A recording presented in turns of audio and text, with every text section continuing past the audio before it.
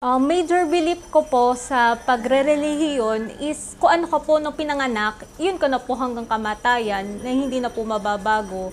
Mga college na po ako nung una ko pong narinig ang tungkol po sa Iglesia ni Cristo.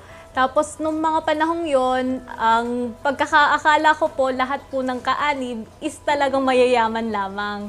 Kasi una ko pong narinig po yung about po sa ikapo. Kaya po, yun po yung naging thinking ko na pag hindi ganun kaganda yung estado mo sa buhay, hindi ka pwede maging Iglesia ni Cristo. Doon ko po sa doktrina nalaman na pasya ng puso po pala yung basehan ng halaga na ibibigay mo.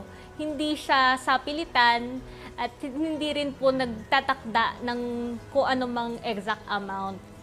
Ang naging turning point ko po, kaya po ako nagpatuloy sa pag-anib sa Iglesia ni Cristo dahil po sa mga doktrina na aking napakinggan, unti-unti pong naliwanagan yung mga bagay na hindi ko maintindihan sa dati kong relihiyon. Dati po, bago po ako maging kaanib sa Iglesia ni Cristo, parang puro worries po ako.